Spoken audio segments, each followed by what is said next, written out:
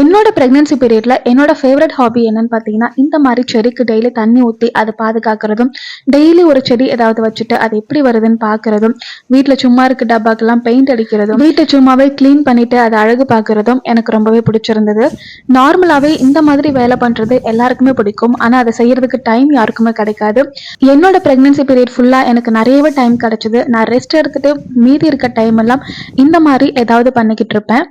அந்த மாதிரி தான் இன்னைக்கு வீட்டில் வேஸ்ட்டாக இருக்கிற வாட்டர் கேன் எடுத்துட்டு அதில் செடி வைக்கிறதுக்காக சுற்றி வந்துட்டு ஹோல்ஸ் போட்டுட்டு அதில் வந்துட்டு வீட்டில் மீதி இருந்த பெயிண்ட் எல்லாம் எடுத்து அடிச்சுட்டு இருக்கேன். அதே மாதிரி ரொம்ப நாளாக வீட்டில் வேஸ்ட்டாக இருந்த ஒரு கண்ணாடி பாட்டிலுக்கு வந்துட்டு பெயிண்ட் அடிச்சுட்டேன். நிறைய பேர் வீட்டில் இந்த மாதிரி டப்பாவில் வந்து நம்ம செடி வைக்கிறோம்.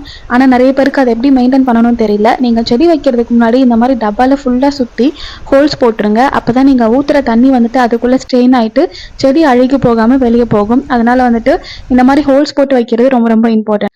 புதுசாக நர்சரியில இருந்து குண்டுமல்லி செடியும் காஷ்மீர் ரோஸ் செடியும் வாங்கிட்டு வந்திருந்தேன். ரொம்ப நாளாக வந்துட்டு நான் கார்டன் எதுவுமே பார்க்காம விட்டதுனால இந்த பாட்டில் ஃபுல்லாக வந்துட்டு ஆட்டோமேட்டிக்காக நிறைய செடி வந்திருந்தது. ஒரே பாட்டில் வந்துட்டு 4-5 தக்காளி செடிலாம் வந்திருந்துச்சு. அது கிச்சன் வேஸ்ட் நான் சும்மா அதுக்குள்ளே போட்டு வச்சிருந்தேன். அதுலேருந்து அப்படியே அந்த செடி வந்திருந்தது. இந்த மாதிரி நிறைய செடி முளைச்சி வந்திருக்கு. ஸோ அதெல்லாம் என்ன பண்ண போகிறோம், வெளியே எல்லாத்தையும் எடுத்து போட்டுட்டு நான் வீட்டில் கிச்சன் வேஸ்ட் வச்சு நிறைய எருவு ரெடி பண்ணியிருந்தேன். அதையும் மிக்ஸ் பண்ணிட்டு இப்போ புதுசாக வந்துட்டு எல்லா பாட்டிலையும் செடி வைக்க போகிறோம். பாட்டில் ஒரு செடி வைக்கும்போது நம்மளுக்கு மண் கலவை பண்றது ரொம்ப ரொம்ப இம்பார்ட்டன்ட். அதுல என்னென்னலாம் ஆட் பண்ணணும்னு பாத்தீங்கன்னா, ஆத்து மணல் கொஞ்சம், கோகோபீட் கொஞ்சம், தோட்டத்து மணல் கொஞ்சம், இது எல்லாமே ஆட் பண்ணிட்டு நீங்க வந்துட்டு ஒரு செடியை வச்சீங்கன்னா ரொம்பவே நல்லா வரும். உங்களுக்கு கோகோபீட் கிடைக்கல அப்படின்னா கிச்சன் வேஸ்ட் வச்சு கூட நீங்க பண்ணிக்கலாம். நான் எப்படி எல்லா செடியும் வச்சிருக்கேன்னு பாத்தீங்கன்னா, வீட்டுக்கு முன்னாடி வீடு கட்டிட்டு கொஞ்சம் மீதி மணல் வந்துட்டு வச்சிருந்தாங்க, ஆத்து மணல். அது கொஞ்சம் எடுத்துட்டு வந்துட்டு எல்லா பாட்டிலையும் கொஞ்சம் கொஞ்சமா அடியில போட்டுட்டேன்.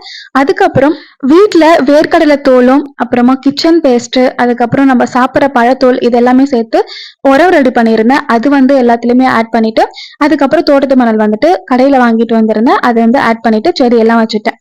இதுக்கப்புறம் நான் என்ன பண்ணுவேன்னு பாத்தீங்கன்னா, டெய்லி வந்துட்டு வீட்டுல அரிசி கழுவுற தண்ணி, பருப்பு கழுவுற தண்ணி, புளிச்ச மோர், இதெல்லாம் வந்து டெய்லி வந்து நம்ம உரமா கொடுத்துட்டு இருக்கோமோ அப்படின்னா நல்லாவே செடி வரும்.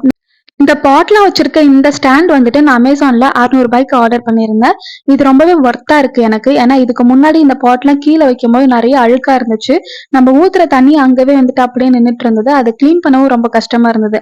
ஆனா இப்ப வந்து ரொம்பவே ஈஸியா இருக்கு. மண்ணில் வைக்கிற செடிகளுக்கு நிறைய மெயின்டெனன்ஸ் தேவையில்லை. ஆனால் இந்த மாதிரி பாட்டில் வைக்கிற செடிக்கு நிறைய மெயின்டெனன்ஸ் தேவை. நீங்கள் டெய்லியுமே வந்துட்டு இதை நல்லா பார்த்துக்கிட்டு இருக்கீங்க அப்படின்னா நல்லாவே செடி வரும். உங்களுக்குன்னு வந்துட்டு ஒரு பீஸ்ஃபுல்லான மைண்ட் கிடைக்கும்.